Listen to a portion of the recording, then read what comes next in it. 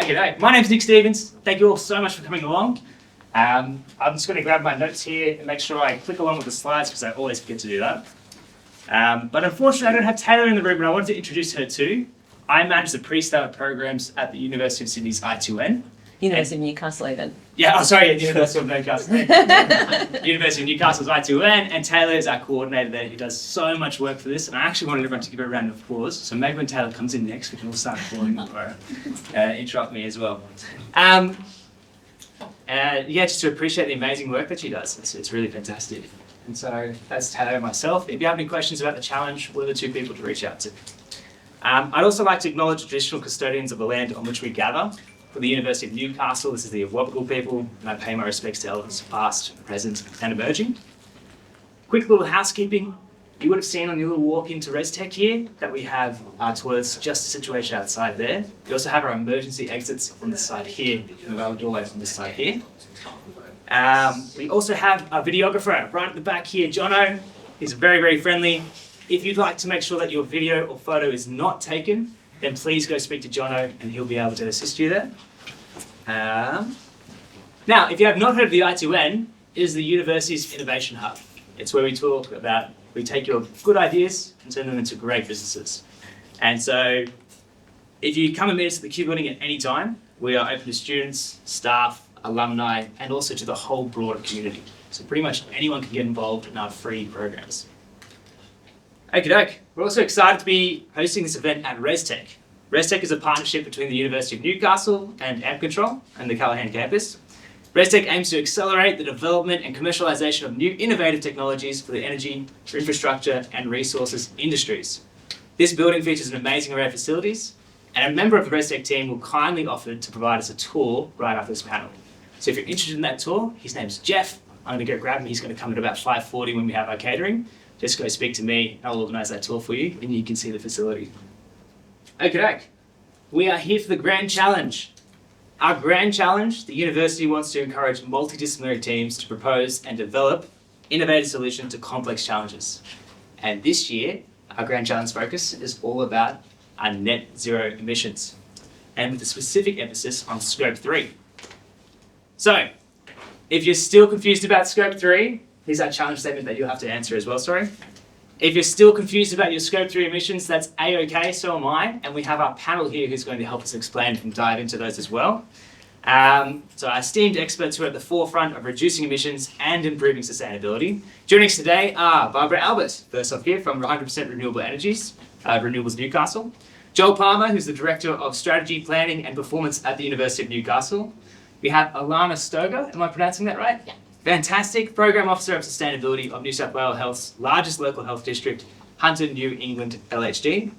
And then Dan Shaban in the corner here, who's a Sustainability Manager at the University of Newcastle. A brief round of applause for our esteemed panel. Thank you for being here. Okay. And thank you very much. Taylor, we were saying before, we were introducing ourselves. I wanted everyone to do a round of applause for the amazing work you do putting the panel together. Thanks, guys. Thank you very much. That's great that we get to do it. So Joel, my first question I wanted to start off with you. Mm-hmm. I wanted to say massive congratulations to you and your team for substantially reducing the university's Scope 1 and 2 emissions. Can you walk us through some of the things that the university has done to reduce these emissions? Thanks, Nick. Firstly, I do not profess to be an expert in energy reduction or any of the solutions that are likely to come from this. I'm just the lucky person that's been tasked with trying to solve this for the university. Look, the university's done a range of things over a period of time, and to be perfectly honest, I suspect your question is better directed at Dan, who was substantively in this role managing these things when a lot of this was done. The most notable is the 100% renewable energy contract that the university signed in 2020. That long-term contract enabled investment in infrastructure that would power the university's main electricity supply with renewables, but also to scale up that capacity in a local and regional sense.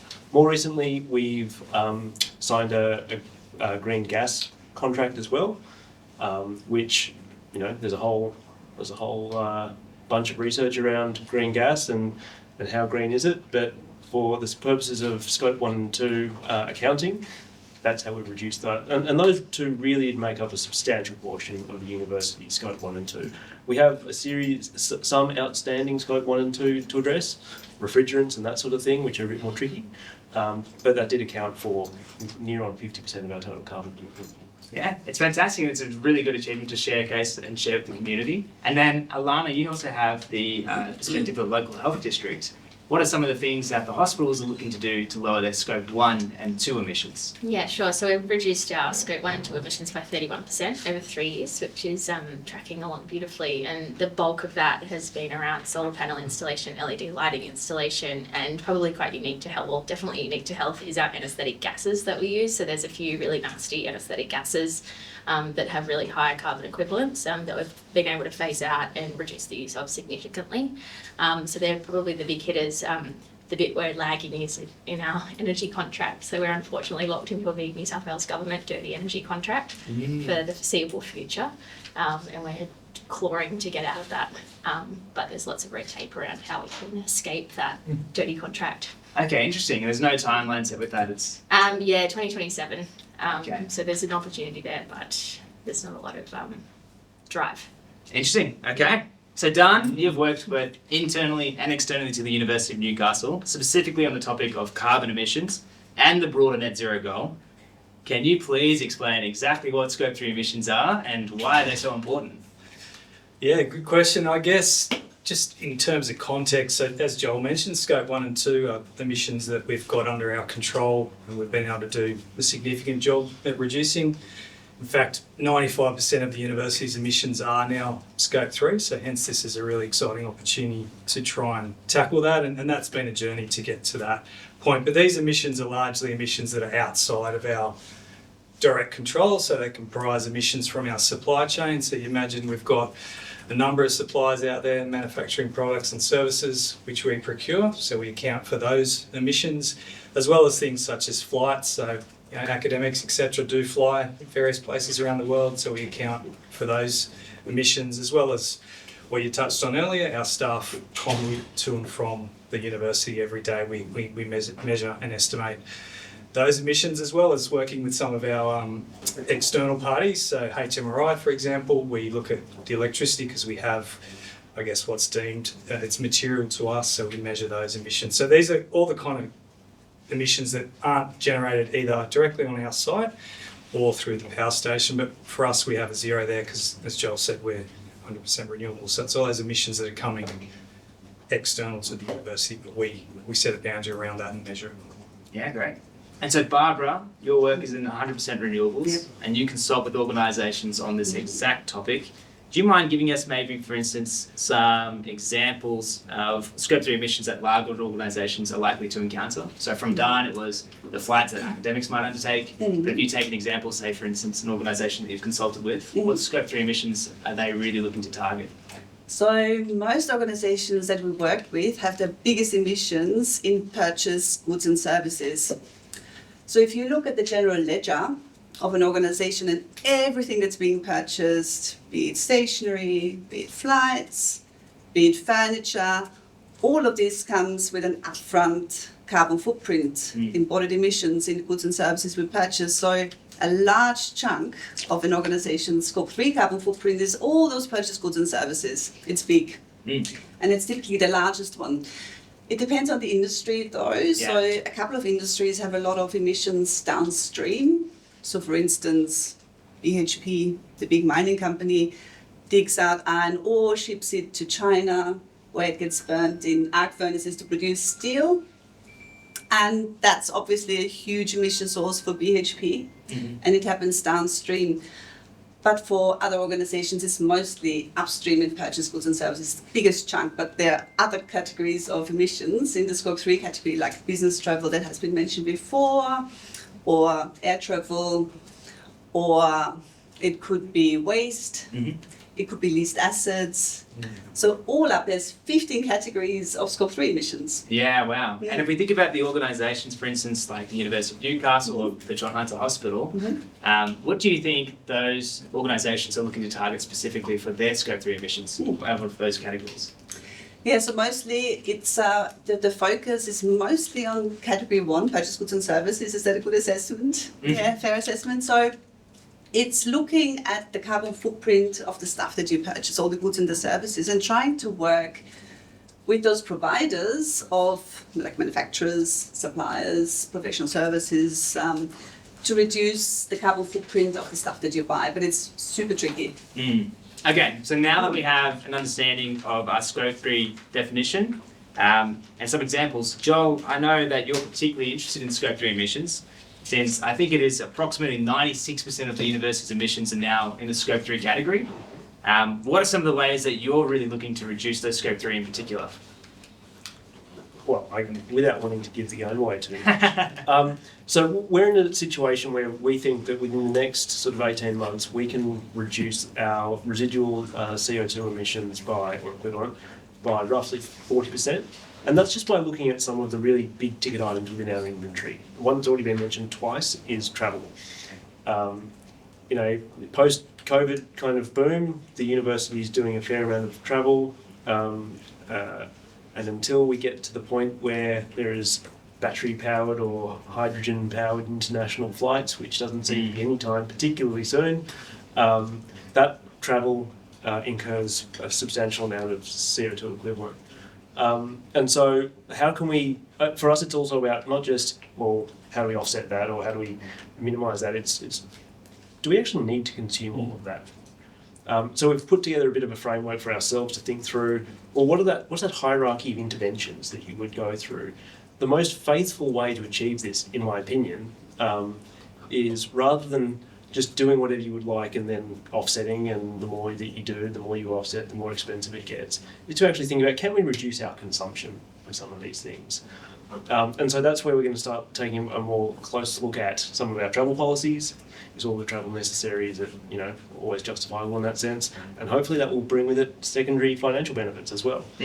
One thing I was just mentioning to Dan just before we started was another big ticket item in our current inventory is upstream, to use the term, power consumption. So we own, for the sake of this purpose, we own this campus. We operate this campus, and therefore we have direct control over the energy consumption in this campus.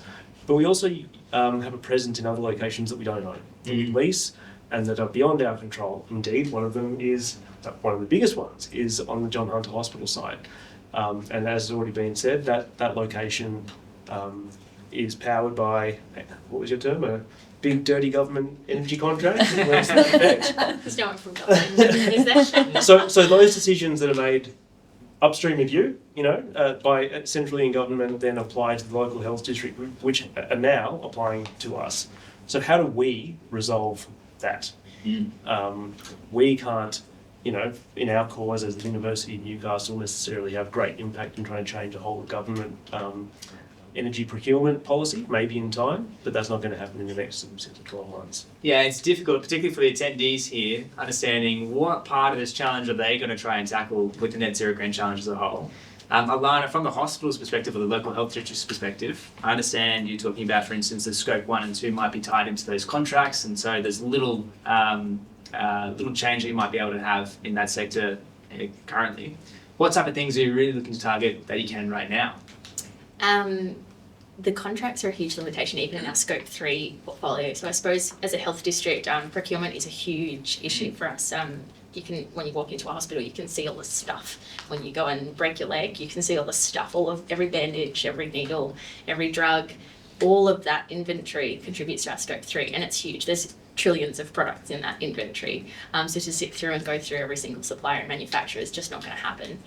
So we really rely on bigger hitters, hopefully in the EU and the UK. They're really driving that sustainable procurement piece to really demand more of the manufacturers. And we're so dependent on that global chain because Australia really only has a real small piece of that manufacturing puzzle, unfortunately, for medical consumables and pharmaceuticals.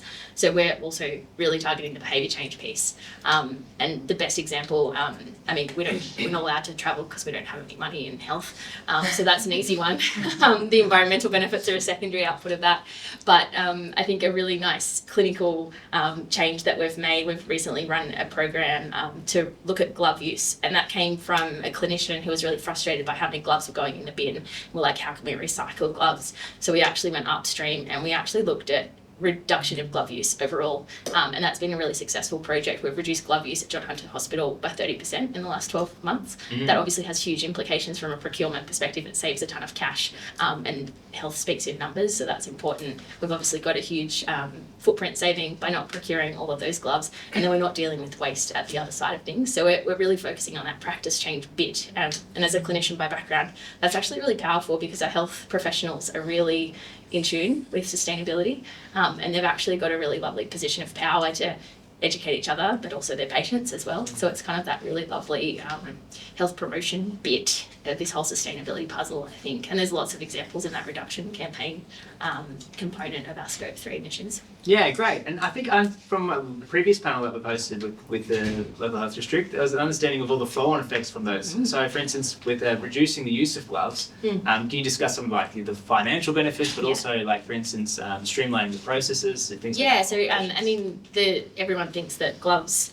I said we saw some crazy things during COVID time. I mean, there's still a lady at my local Woolies that wears dish gloves when she goes shopping, which blows my mind. Okay. We've actually reduced hospital-acquired infections by reducing our glove use, by people washing their hands simply and just being better at hand hygiene. So it's actually got a better patient outcome.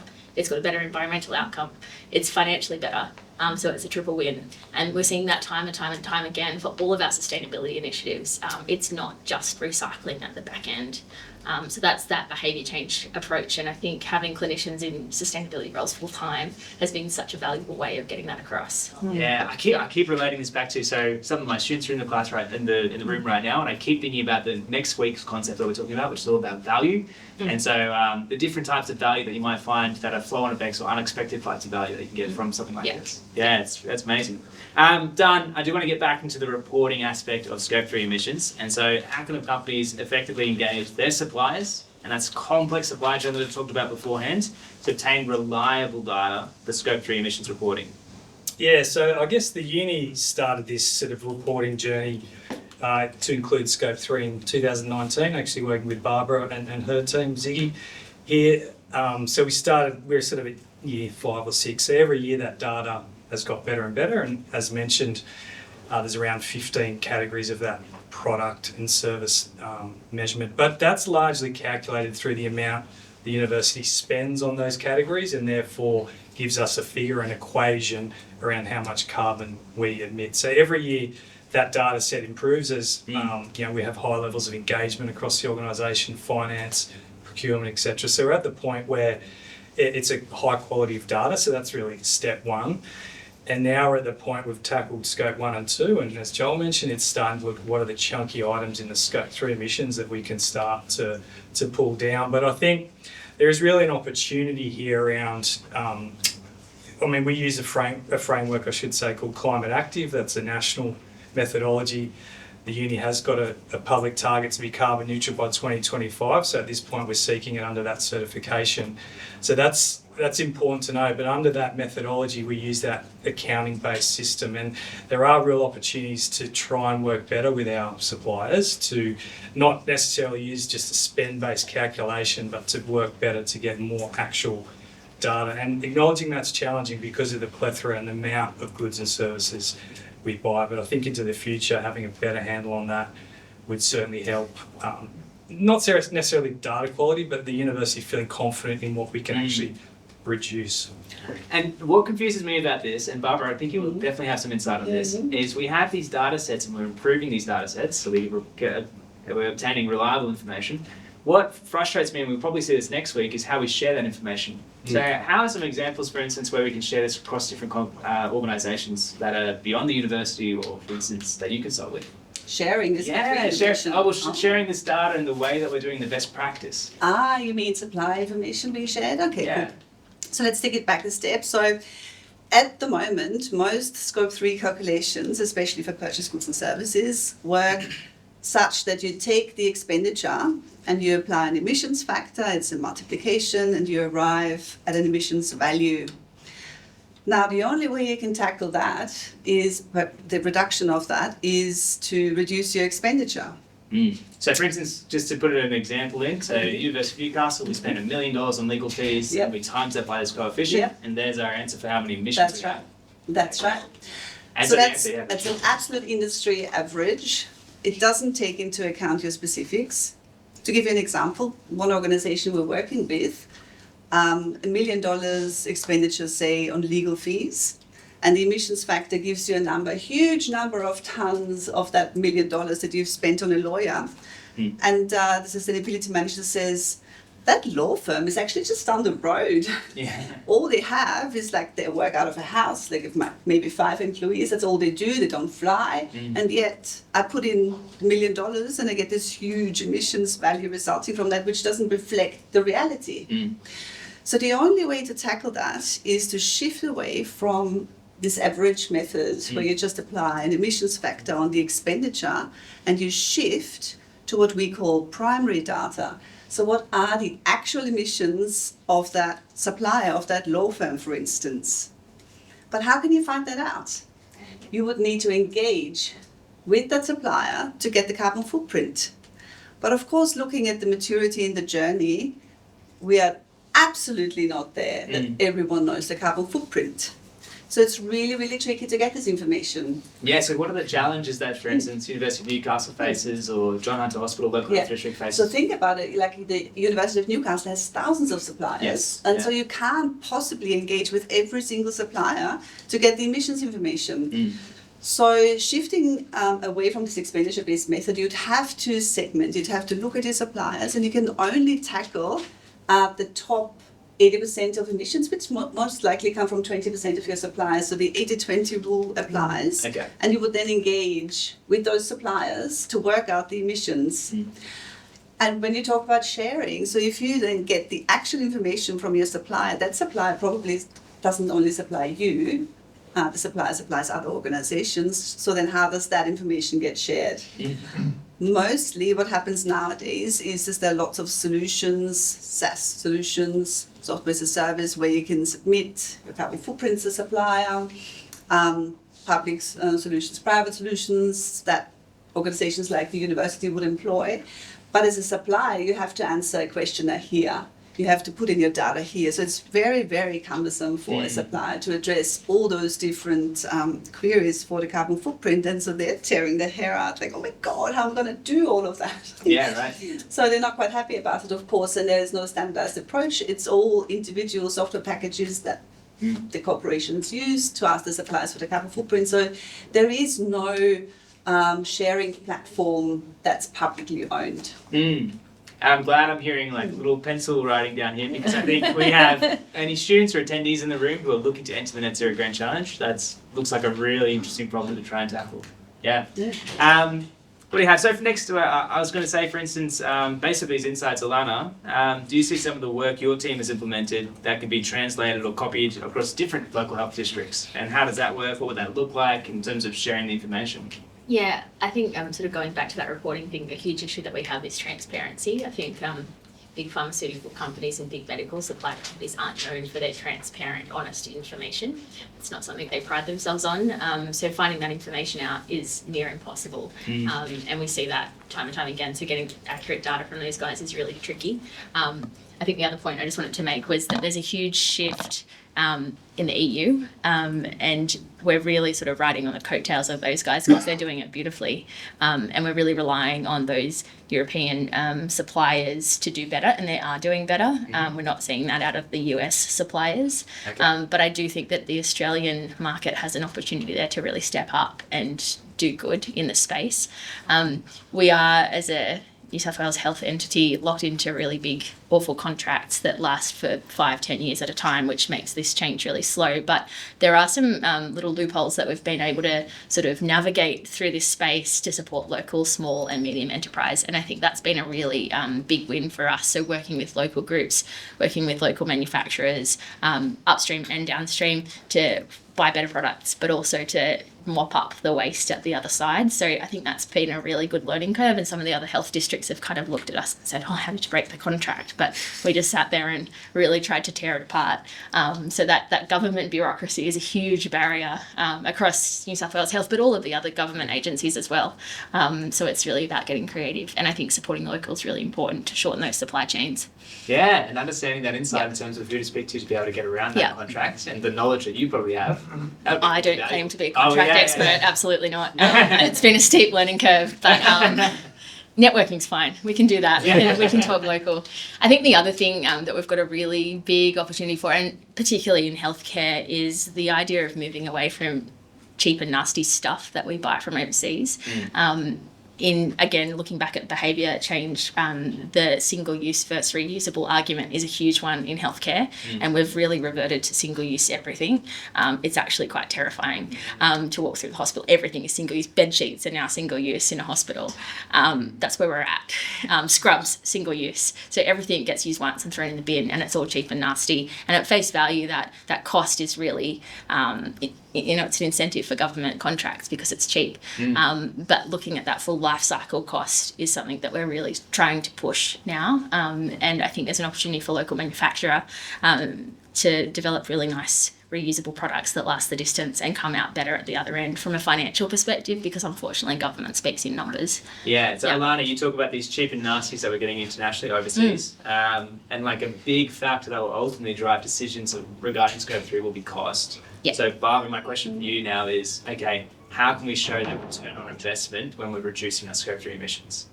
For who? It depends on the organisation. I loved using the University of Newcastle as an example, and the local health district. Yeah, that's probably the two examples. So as the reporting organisation, Yeah. the cost versus the benefit.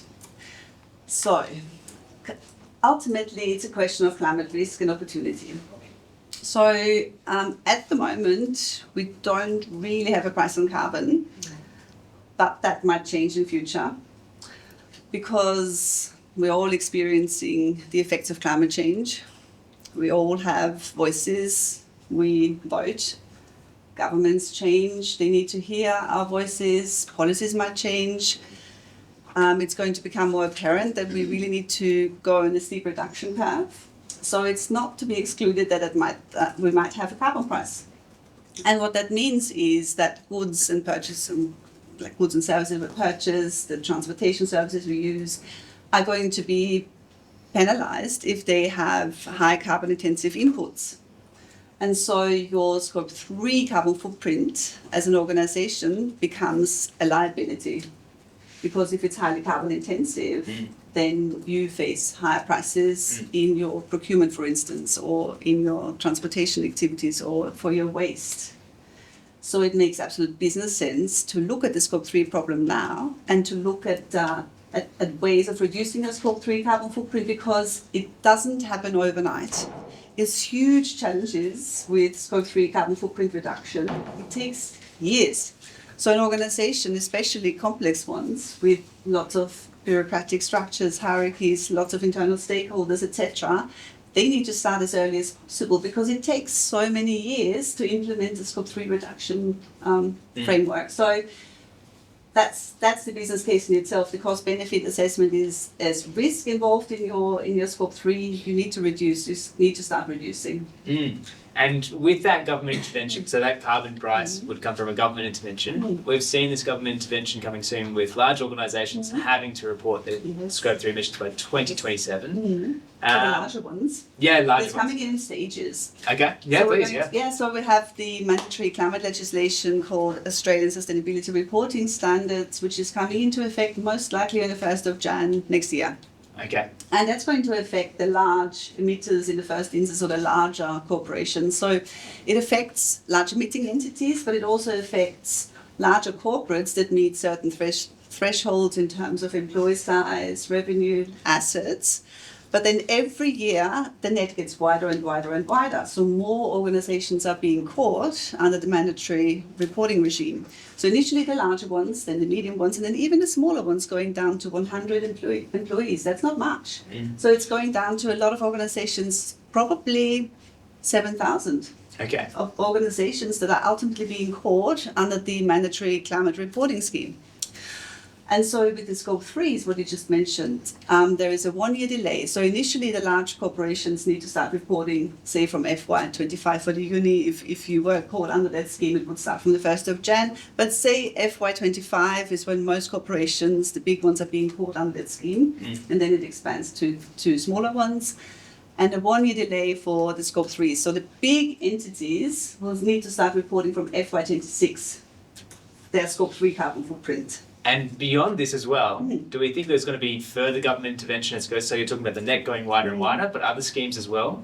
Do you think there'll be any further government intervention? Yeah, so it's not only government interventions, it's not just the reporting challenge that's there with having to report your scope 3 carbon footprint, it's stakeholder expectation generally. Okay.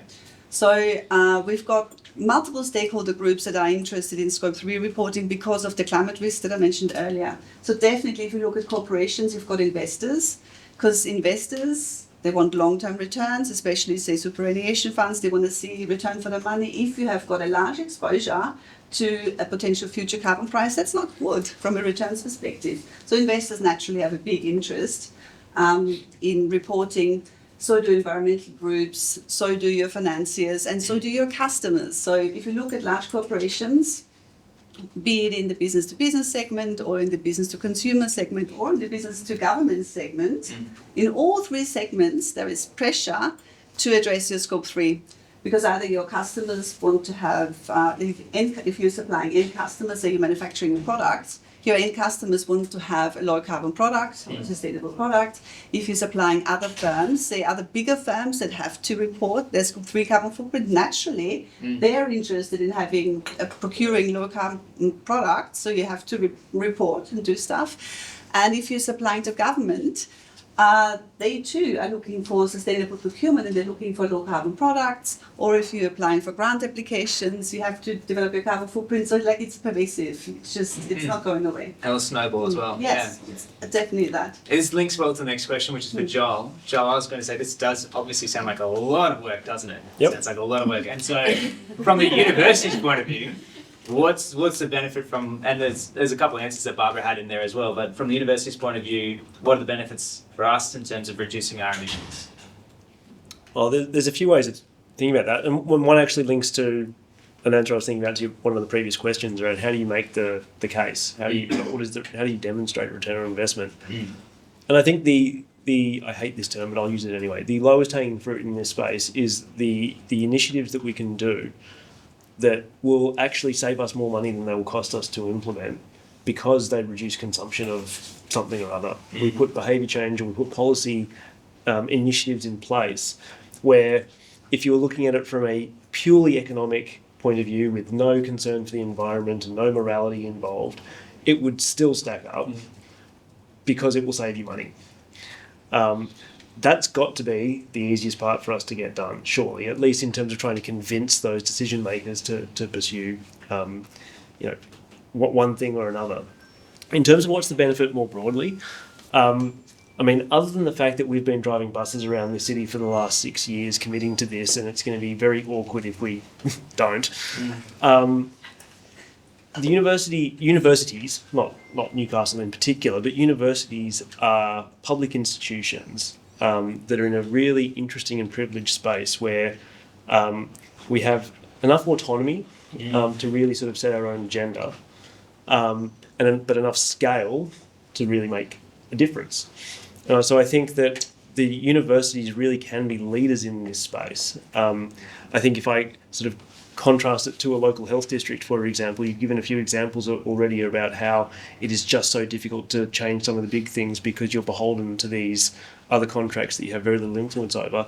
In many regards, we can determine what we do, but we are still a hundreds of millions of dollars a year organisation where if we make change, that is going to seep out into the rest of the community. And there's just a general ethos of universities are meant to be places of public good. We are not here to make a profit. We need to make sure that we're financially sustainable into the future, but we are not here to make a profit. And so with that in mind, I feel like we have a sense of obligation, really, to be leaders in this space. I have two last questions, and they're sort of similar off topic, but not as in depth, I guess. First question was for you, Dan. It was just about, okay, all attendees here today, how can we ourselves reduce our scope 3 emissions? As a university? Yeah, well, for the university. Oh, how can Assuming most audience of students, etc., staff. Well, it's a really good point, but I guess just one step back, like the university has a carbon neutral target. Yep. It's in the public domain, it's on our buses, our cars, etc. That came from our students. When we went and drafted our sustainability plan, we spoke to numerous stakeholder groups, of which the students, which are our clients, was a major one, and that their consistent and overarching message was do more about climate change. So here's an example where you talk to your stakeholders, there's no compliance reasons for that or regulatory reporting. This is listening to your stakeholder, and here we are 5 or 6 years later working tooth and nail, understanding and trying to actually hit that target. So I guess the point I'm raising that is these are the drivers out there that are actually shifting large institutions to do things, and that's, I think, a really important message to understand, is that this is where what we're there to serve is coming from the people that I guess matter to the university. I mean, clearly for us, the challenge now is Scope 3. I think we've spoken about that. It's both the methodology, how you calculate those emissions. It's also how you better engage with your suppliers, considering the complexity of, 16,000 odd suppliers. So it's really, I guess, if there's a solution to better collaboration and perhaps improving the data to move away for a little bit from the calculations-based approach around spend to something a bit realer, that would certainly be helpful. Can I just elaborate on that Yeah, point? please. And it came up just before, the notion that it is a bit abstract. You know, the dollar spend converting into a CO2 equivalent. Just an interesting anecdote from our experiences here at the uni over the last few years.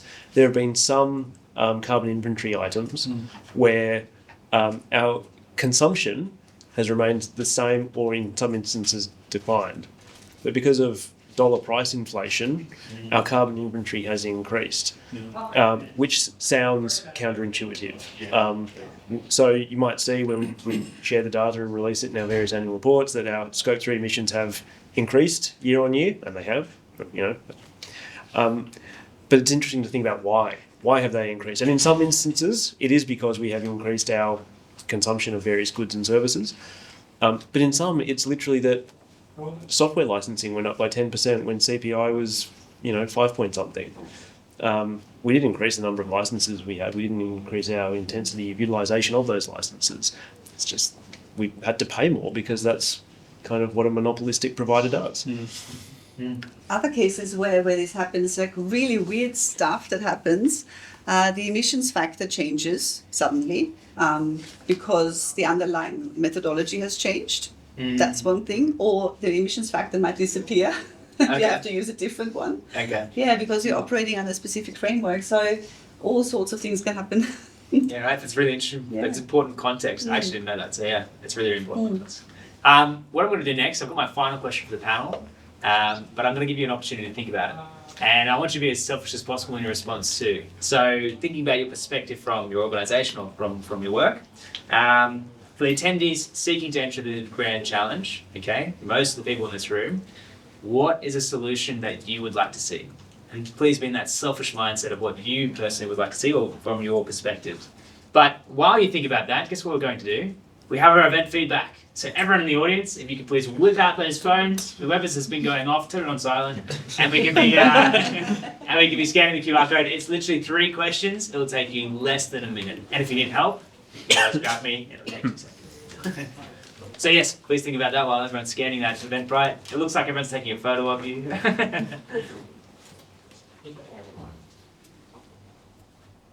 Double checking time. Great. We're just about on time for Q&A. It's fantastic. Right. So everyone finishing off the event feedback, make sure they do that one. It makes a massive difference to our reporting and makes these events so possible for us to run, basically. Okay, great. So, Alana, do you mind if I start with you? Sure. Okay, great. So yeah, what challenge, what solution would you like to see from the local health district's perspective from this big challenge that we're doing? I think the crux of what we need is local solutions. We need to shorten our supply chains. And it's a little, like I said, that loophole that we've kind of navigated through the contract space. It's something that we want to support. It's part of the strategy when we think about circular economies, when we think about supporting local business. I think that's a really big opportunity. I mean, there's so much across health that we buy and need. So there's lots of opportunities there. But I think, supporting local businesses at small scale and keeping everything nice and close is ideal. Great. I'm going to help Manav right now while he's writing. Okay, we're going to have local supply chains, and the other one was, now I've got it. Local supply chains, behaviour change as well, and... I can't remember. What did I say? Sounded good. It sounded good. It must have been good. It's been recorded. it has been recorded. What did I say? Go for it. Local. No, thank you. Keep it local. That's Yeah. great. Okay, great. Done. Yourself? I think what would help significantly is we've touched on, I think, from all of us, is around the methodology and getting a little bit better handle on how you work with your supply chain to actually reduce your emissions, as opposed to just calculating them and then spending less, and therefore you have less emissions. So something a bit more chunky and tangible, and perhaps you can choose one product or service in that space. Doesn't matter what it is. I'm sure we would be buying that some way, the uni. So getting some more increased thinking around that would certainly be helpful. Fantastic. Joel? Not too dissimilar to what Dan's just said. It's not about a specific solution, but maybe the way in which I've come at this, and this is very much because of the role that I have and the task that I've been given, is the lazy way for the University of Newcastle to achieve its carbon neutrality commitment is to do nothing in particular and then just sum up all of its CO2 equivalent residual emissions at the end of next year and write a big check. To buy some offsets and go, pat ourselves on the back, well done, we're carbon neutral, having not really made much of an effort. That's obviously not what we're going to do. But I think it's about, if you were to almost say, well, that's the lazy way, that's going to cost us X hundreds of thousands of dollars or X millions of dollars, quite possibly. What are the things that we can do where you reduce our CO2 equivalent, residual CO2 equivalent, in a way that costs less than the offsets would have cost for that? And I know it's a very sort of economic way of coming at it, but put bluntly, that's kind of the equation I'm working with the senior decision makers in our organisation. How do we do things that are going to be a better financial proposition than what it would cost to offset those things if we just took the lazy way out? Yeah, and that's our definition of innovation. So just a process that creates that value and being able to measure that value. That's great. It's a very clever way of handling it because you are putting a price internally on carbon. Yep. Yep. Well, the commitment's made. We can guesstimate what the price will be. Can we do it cheaper? Yeah. And I think for health, we don't have the luxury of a few $1 million spare. So we have to keep it cost neutral. And to date, we have. So we've actually not spent any money on sustainability. Everything that's been spent has been brought back. So all of our solar panel installations have paid for themselves. And now that money is funding extra sustainability initiatives because we can't take away from nurses on the front line. That's kind of where it's at. So it can be done, I think. Yeah, that's amazing. Being it's clever. An amazing example. Yeah. And Barbara, over to you for the final answer. Yep. So the Scope 3 challenge can't be tackled by one organisation itself. By its nature, it's a shared emission source and therefore requires collaboration. So a big challenge and solution that will be needed is that collaboration piece, is that shared understanding, the shared purpose, and the belief that that really has to be tackled. So it's about getting your suppliers to share your value system, bringing them up to speed, making it clear that this is not an optional thing, but that they need to collaborate with you to tackle the challenge together. I'm already imagining all the different types of people students will have to reach out to get an understanding of supply chain management and all the rest like that. So, but a massive, massive thank you for all the time our panelists have been to. Thank you so much. Really appreciate it. We really appreciate the insights as well. Right now, what we have is everyone, I think, has finished out their event feedback there. We have some question and answer. So if anyone has any questions, please just put your hand up and we'll throw over to you. So for instance, Siobhan at the front. So I've got a question around supply chain management. So when we have suppliers and we're wanting to know what their carbon footprint is that based off just scope 1 and 2s or their 3s as well? So for example, if you've got a software supplier that is paying, like has zero carbon footprint because they've either offset or reduced their scope 1 and 2 emissions and as much of their scope 3s as they can, is their carbon footprint as a supplier then zero? And it's just, so like how does... Well, the methodology we're using, Siobhan, is the only way we can buy a good or a service and have a complete zero against their emissions is if they are climate active certified. That's what the federal government program, it's not compliance program, but methodology allows, which is limiting too, because companies are doing a lot of things, but we can't then necessarily completely offset that product or service unless they achieve that certification. Okay. Does that make sense? Yep. Yeah. Okay. And that actually poses a real issue in the university's current carbon inventory, where we know that there is one supplier who is responsible for a sizable chunk of our total spend, not a majority, but big by any one supplier's standards, who are who claim to be and accredited carbon neutral in a number of other countries. Their global operations are claimed to be carbon neutral, but they are not yet Australian Climate Active Standard accredited, and therefore we can't write that off. So is there an incentive for them to get that accreditation in Australia? And if not, why not? Why is there something that can be done to incentivise international companies to get that accreditation in Australia? Broadly, I'm sure the answer is always yes. For this particular provider, given the monopoly that they hold over their particular product line globally, the issue that we find ourselves in, it's like, well, we can't, even if we wanted to, we're not going to go, all right, well, because you're not climate active accredited, we're going to go with it. There's no alternative. Just not going to work like that. Okay. So they may, but they may also feel satisfied that they've done enough and that they are accredited in enough other places that they can sleep well at night. And then maybe why do that? It's sounding very vague that they, them, and like it's... Well, look, we need to leave some sort of challenge for people. There you go. Great. Any other questions from our audience? Yes, please. What was your name? Gerard. Gerard, thank you for coming along. That's okay. I've got a quick question, I guess, regarding the university's contribution to accounting for scope 3 emissions. At least what's stated online, having a quick look, I think it was talked about with travel, regarding travel, that the staff travel is an example. Does that include the student transport as well? I obviously can understand that's a lot more difficult to answer compared to staff, but is that included? And if not, how would that be included? And sorry, just to clarify, when you're saying travel, you're talking about like commute. So commuting to and from. Just for everyone's sake, there's two items in our carbon inventory. One is travel, which is generally taken to mean not always on a plane, but often on a plane. Okay. There is a separate line item that is staff commute. Okay. And that's where, and I'm sure people on the panel will be able to correct me here, where we do assessments of total kilometres travelled, but which is based on a series of assumptions. It's not actuals, to Dan's point repeatedly. A lot of this is not actuals. It's based on a series of well thought out and defensible assumptions. But no, student commute is not captured within that particular item. Why not?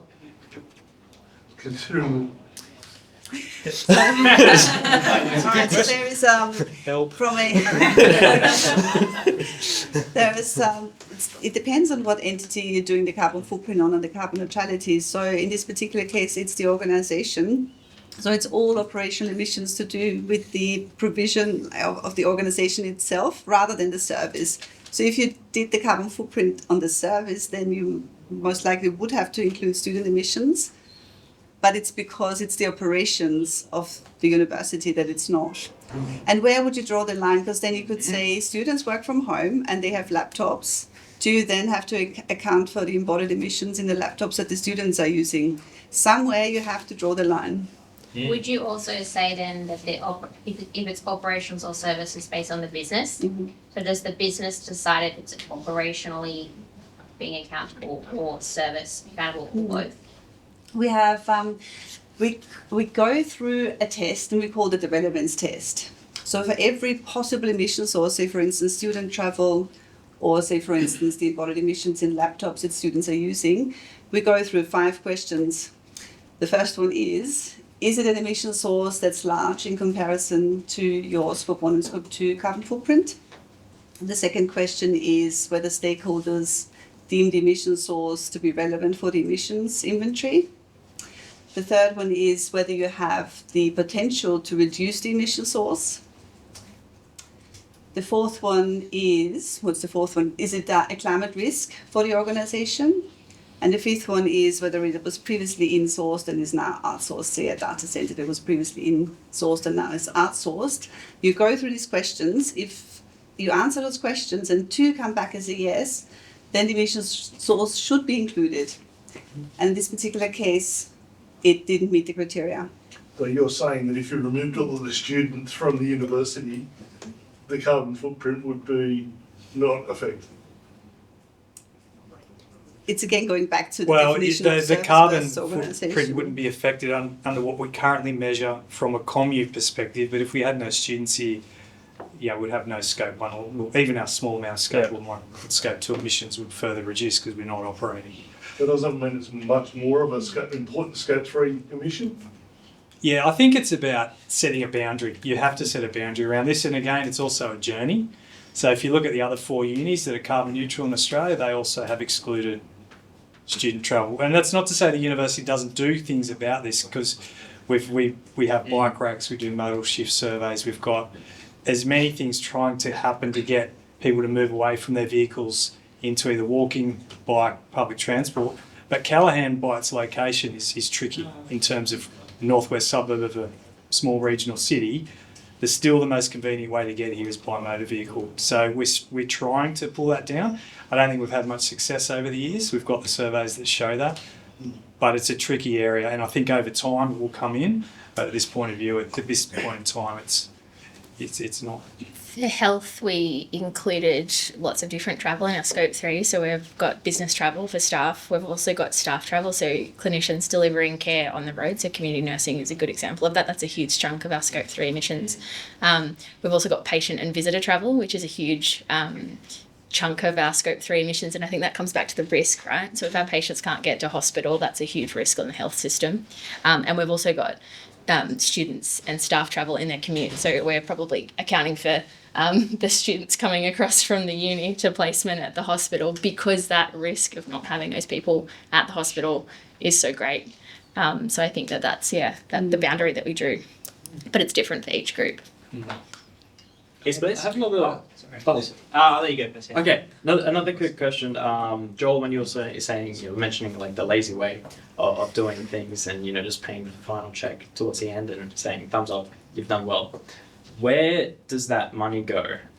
Like where is it put towards, and is there any actionable reason why there might be an incentive to even want to pay that end mark if we know it's going to a suitable cause that, say, the organisation itself might find difficult to do? I would absolutely welcome any input from my other panellists here, but my initial response is that when I say write a check, you are purchasing offsets. Yeah. Those offsets are the credits that are generated from various projects that are done either somewhere in Australia or anywhere else around the world, that are deemed to have a positive carbon impact on the world. And the question that you raise is a really interesting one, and it's one that we've been grappling with. There are different portfolios of offsets that you can purchase.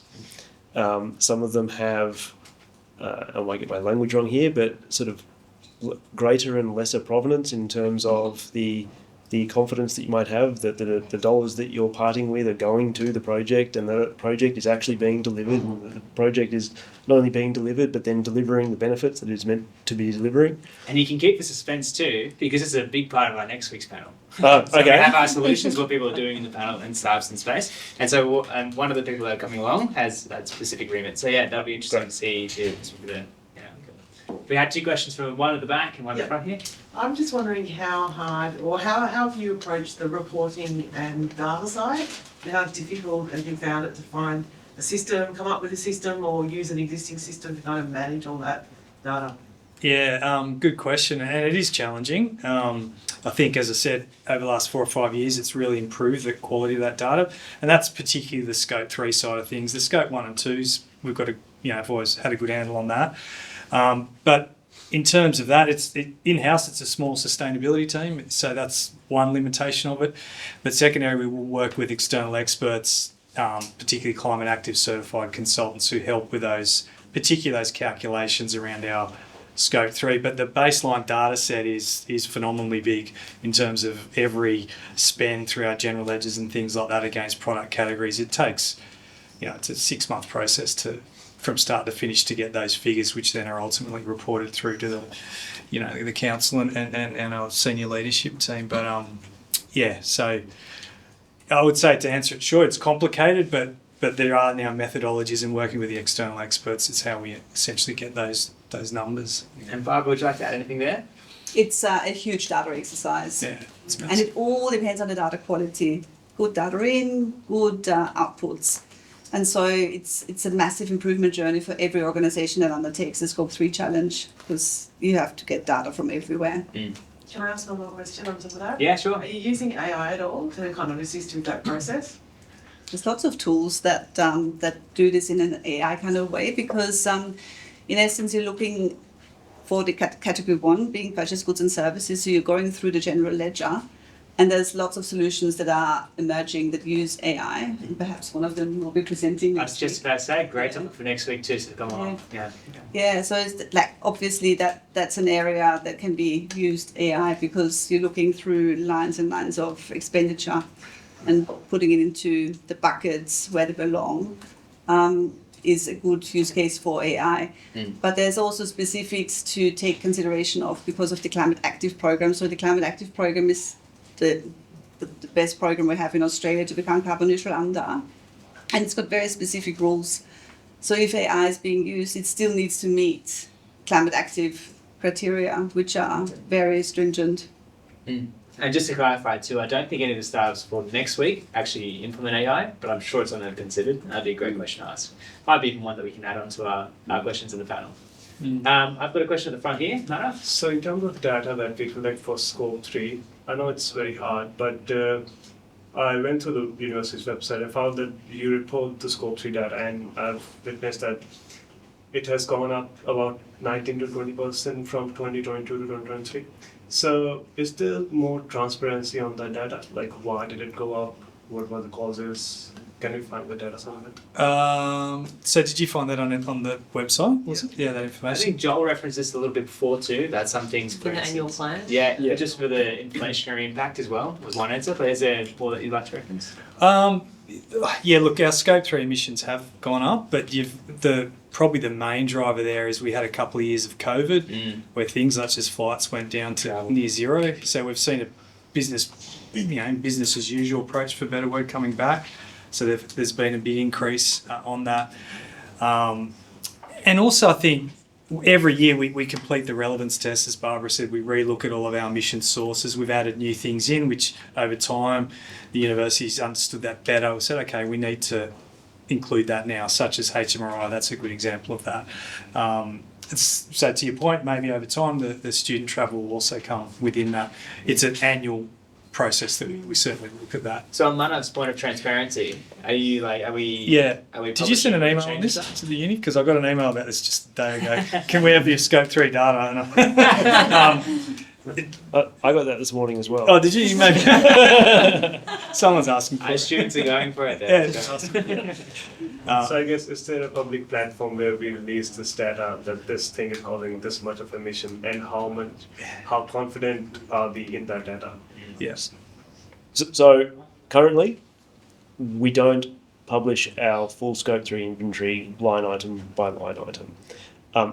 I do think though, and we are still just in the final stages of getting the right approvals and what have you, that it is virtually impossible to complete a grand challenge such as the one we're talking about without that information.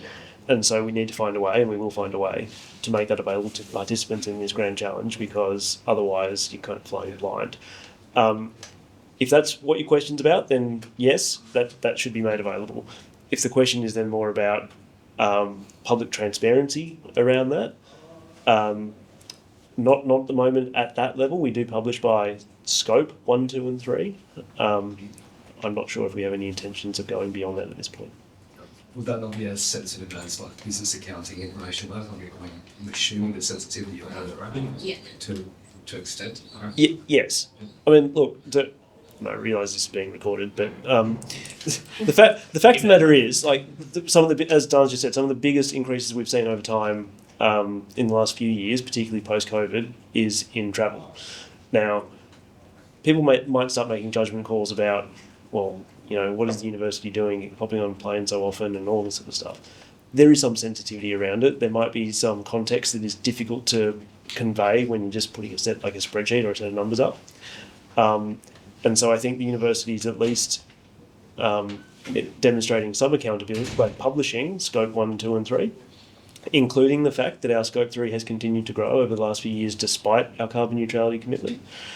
But yeah, there might be reasons why it's just more pain than it's worth in the immediate term to publish at that level of detail. But I think, again, it's impossible to ask people to attempt a grand challenge like this without making that available in some way or another. Can I make the parallel though? Say if you're in university, you're in health, corporate, if the corporate were to do it, I don't know if they even would, because within companies, sure, because that's the equivalent of the student looking at community data, but I don't know why you would open it up, as Viv said, to the public, because it would just become under scrutiny of how do you make your product. Yeah, exactly. This is what I'm saying. We could, but many organisations wouldn't, for exactly that reason. So I don't know if there ever would be a public platform to scrutinise all suppliers, because unless it was supplier donated, which is what you say earlier. Yeah, but it goes, so for public reporting in that regard, it goes back to originally the Greenhouse Gas Protocol, which has a standard of the 15 buckets, the 15 categories of Scope 3s. And so the big corporates report under the 15 buckets, which is a different allocation to what the uni has to go through, because it's working under the Climate Active Standards, it's different. But there is the CDP. So if you go to the CDP webpage, previously known as the Carbon Disclosure Project, it's a huge database of thousands of organisations across the Scope 1, Scope 2 and Scope 3 carbon footprints, also for Australian corporations, because they represent investors and they send letters to all the big corporations to get their carbon footprint publicly disclosed, and it's publicly available. You can look it up. That's great, and it's something that we'll try and have on our Grand Challenge website as well. I was just about to say, I need to email our panelists today and go, okay, these are the resources that we've had just from our discussion. Do you have anything else you can add for our students and attendees? Fernando, do you have a question? Does University of Newcastle currently have any data related to how much rate of travel done by students and staff, or any method to gather that data? So related to carbon emission. Travel for students and staff related to carbon emissions? We do certainly for staff, absolutely, but not for students, no. Yeah. And I might add to that again, a lot of that is based, we need to make assumptions. Mm-hmm. We don't have sensors, we don't have counters, we don't track how many cars are entering the campus at each day, what time, when they're leaving, that kind of thing. This is not actuals.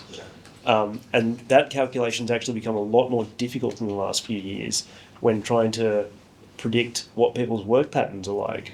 5-6 years ago, we would have had far stronger assumptions about the proportion of time staff came to campus, how many days a week they come to campus, how many days a week students come to campus. That's changed dramatically, and we know that's changed dramatically. And the other aspect, and this is, it's been, an hour and a half in the making or something, my time to correct Nick, in terms of those that drive to campus necessarily contributing to the university's carbon footprint potentially. I drove to work today, but I drove an electric vehicle that I exclusively charge on campus using 100% renewable energy. Now, granted, my car does have embodied carbon in its production, but the production of cars, the embodied energies of cars, is not captured in that travel. It is simply the kilometres travelled. So how do we account for that? That is a growing portion of the fleet, the public fleet and the private fleet. So we have some calculations, but I think the assumptions that underpin them are becoming more and more flimsy, if anything.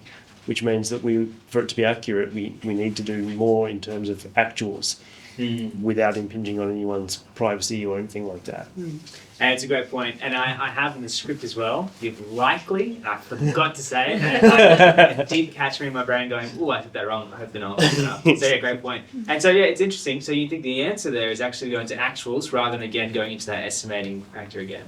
Yeah, I think it has to be. So You know. a follow-up on that, is that a good idea to create a matrix of confidence of the data that we're collecting?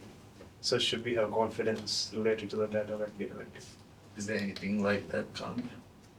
I don't think we currently do anything like that. I mean, I like the idea, certainly, because I can think off the top of my head of, each item within our inventory. There are some that I look at and I think that would be easy to explain to someone, and most people would agree that as your consumption of something goes up, your carbon emission equivalent is probably going up. There are others where it's so abstract, and it would take half an hour of conversation to get someone to understand why that is even captured within it.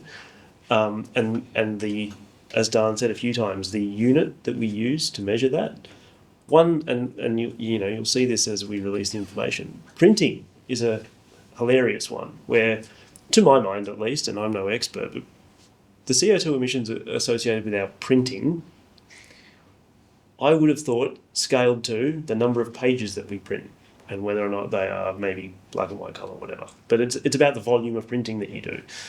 Because of the nature of the contract that the university's got for printing services, we pay the same amount of money, no matter what. And so, well, not no matter what, there are step points, but for the first big chunk of consumption, the CO2 equivalent that we're incurring in our inventory does not track to how many pages have come out of printers across the university. So I would personally consider that to be a relatively low confidence measure. And so that confidence might increase if you started to think about, well, what does the CO2 equivalent actually scale to? We'll probably have another 2-3 questions if they're available. Yes, please. Hey, so amazing panel so far. I'm really loving it. Thank you. My question would be, say you're just talking about the printer example there, and we're working in assumptions, we're moving towards actuals. It becomes a question of, can we have sensors? Can we have some kind of tracking technology? You mentioned earlier you don't want to impact on privacy, got that. So then does a business like the uni or the health organisation purchase sensors or tracking devices to increase accuracy, knowing that they don't yet know if they can decrease the carbon on it, like to save you money, right? So could be $100,000 save, no idea. Do you buy a sensor? What are your thoughts? Maybe Alana, would you like to go? Might be across the panel. Thank you. Yeah, it's interesting. I mean, AI and health are a complex, interrelated web, and everyone's very cautious, and the default is no. Not specific to Scope 3, but we're doing some work with sensors in our waste management because we actually don't really have a good understanding of what our waste profile looks like. We only know the stuff that we're capturing. So we're playing with sensors to track and get really nice, clear data around what goes into every single bin, into every single facility. That has been a bit of a minefield, and we're not there yet. We're not quite at implementation, but it's just so big. And I imagine that if we're doing that for inventories and things, that it's just going to keep snowballing. And to manage that system becomes really problematic, particularly in government organisation. That's probably all I would say. Barb, would you have any extra thoughts on that one? I'm just thinking about the cost benefit in my head. So, how much will it cost? How much are you getting in return? And I'm thinking of prioritisation, whether from an organisation perspective, it's attacking my highly prioritised emission sources. That's what's the storyline that's going through my head. And is this something you've done when you're consultancy with organisations? Is this something you've looked In a at? sense, like what happens in our case is telemetry in cars. So Yep. putting sensors into cars to ascertain travel patterns, to then know whether you can change over to hybrids, electric vehicle. So that's as far as it goes. And then telemetry in, say, for water providers that have telemetry in their pipes, etc., and levels there. But that's What was as that far word? as it goes. Telemetry? Telemetry, Oh, what does that mean? Remote sensoring. Ah, okay, yeah. Okay, so it's remote sensors in their water levels and water usage. To determine and then to adjust, but it's mostly a scope 2 reduction measure. So for scope 3's sensors, it's a good question. And the other thing that goes around my head is privacy concerns. It's the other thing I'm thinking about. So I'm just mulling it over. Cost, benefit, privacy, prioritised, yes, no. There's also an element to the question, though, around there's a very real risk that by improving the quality of our data, we realise that we've been underestimating. We talk about the need to improve our data because we think that it will make it more accurate and bring it down to what the real figure should be, but it could be that it takes it up to what the real figure should have been all along. Not a reason not to do it, but just something that we need to be aware of. We can't end on that note. We have one more. Can't end on that note. Yes, I guess touching back with inflation and how that affects with emissions, if you could elaborate a little bit more on that, and I guess a follow-up point with that is, of course, inflation is inevitable, but where can we, if at all, control some of that inevitability for inflation?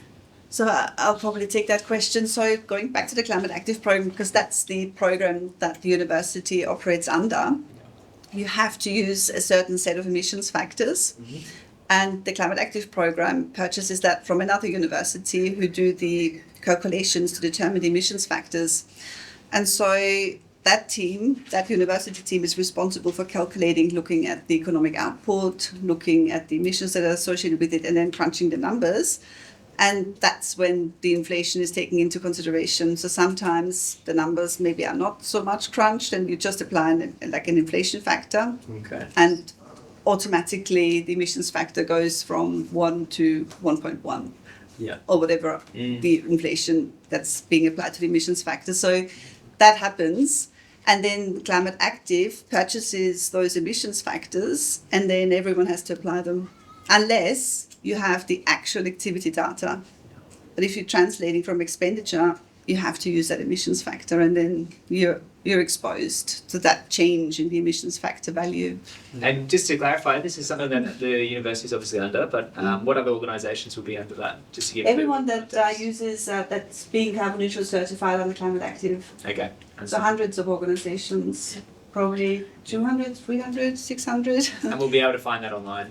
Yeah, so if you go, that's another resource that might be good. So apart from the Greenhouse Gas Protocol, the CDP webpage, yes. There's also the Climate Active webpage, which has under brands all the public disclosure statements. So every organisation and every service, every product that's certified Climate Active has to publicly display the public disclosure statement, which contains a list of the emission sources and the associated emissions.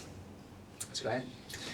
We'll leave it there just for our time, I think. Would you like to have one Just last one question? quick question. Yeah. Is there any room for us to think about organisations that own assets that sink carbon? So I think about the Callahan campus having lots of trees on it. Is that ever taken into account when we're measuring our scope 3 emissions? Yeah, it is. And absolutely, we've got 12,000 trees here under active management that are tagged, an estimate of 2 million trees in total on these campuses. So we're a strategic bushland zone, massive for the Newcastle LGA, a massive parcel of forest, 140 hectares. In 2018, we modelled the amount we could officially sequester as to create an actual offset under that, in terms of what land we have available. But at the time, we didn't. So not because we don't have the area, but the area according to the standard to create an offset didn't line up. Does that make sense? Yeah, yep. So we have modelled it, but actually just in a discussion today, it seems that might be changing.